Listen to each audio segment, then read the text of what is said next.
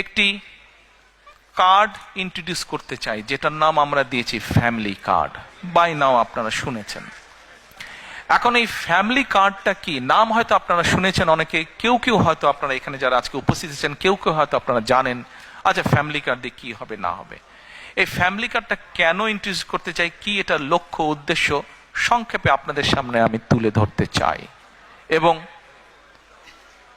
আপনাদের কাছে যেটা তুলে ধরবো, আপনাদের প্রতি আমার অনুরোধ থাকবে আপনারা এই কথাগুলো আরো মানুষের কাছে পৌঁছে দিবেন।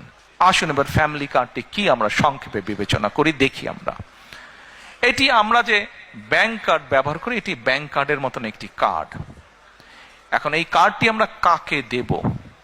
এই কার্ডটি আমরা দেব বাংলাদেশে এই মুহূর্তে অ্যাভেলেবেল যত ডাটা আছে, সেই ডাটার ভিত্তিতে আমরা দেখেছি বাংলাদেশে 4 কোটি পরিবার আছে।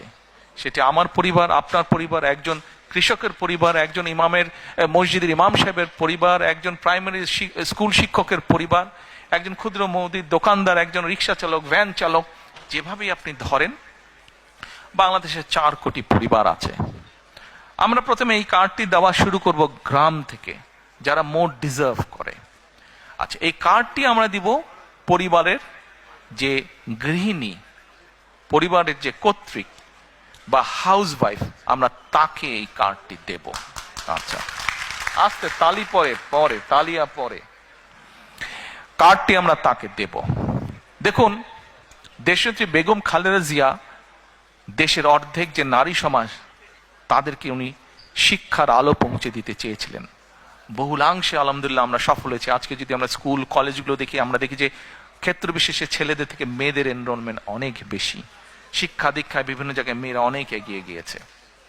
নেপোলিয়ন বলেছিল, আমাকে শিক্ষিত মা দাও, আমি তোমাদেরকে শিক্ষিত জাতি দেব। প্রিয় ভাই বোনেরা, এই কার্ডটি ইনিশিয়ালি আমরা ধীরে ধীরে 4 কোটি পরিবারের, আমাদের প্ল্যান অনুযায়ী 4 কোটি পরিবারকে দেব।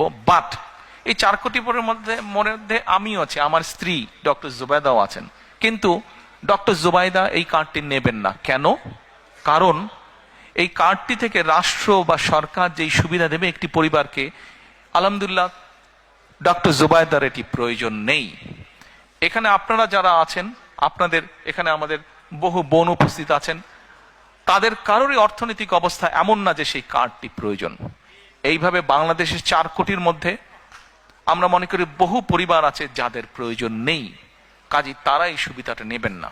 তার ফলে যেটা হবে, আমরা যারা সঠিক মানুষ, এটি কিন্তু আমরা জেনারেল রাখছি, কার্ডটা ইউনিভার্সাল রাখছি। বাংলাদেশে বিভিন্ন সামাজিক সোশ্যাল নেটওয়ার্ক যেগুলো ফ্যাসিলিটি আছে, যেগুলো বেনিফিটস আছে, বিভিন্ন ক্যাটাগরি থাকে। এবং আমরা রিসার্চ করে দেখেছি যে ক্যাটাগরি, এরকম বিভিন্ন ক্যাটাগরি থাকলেই কারাপশনের প্রবাবিলিটি বেড়ে যায়। কারাপশনের প্রবাবিলিটি বেড়ে যায়, পলিটিক্যাল ইনফ্লুয়েন্স হয়, তখন ওইখানে কারাপশন তৈরি হয়। সেজন্য বিষয়টাকে আমরা জেনারেল রাখছি। আচ্ছা, এই কার্ডটি আমরা মহিলাদেরকে দেব। আমরা এর মধ্যে কতগুলো 10টা স্পট, সরকারের কিছু নিয়ম আছে, আপনি হুট করেই চালু করতে পারবেন না, পাইলট প্রজেক্ট করতে হয় সরকারকে। এই কার্ডটির মধ্যে আমরা 2টো উপায় রেখেছি।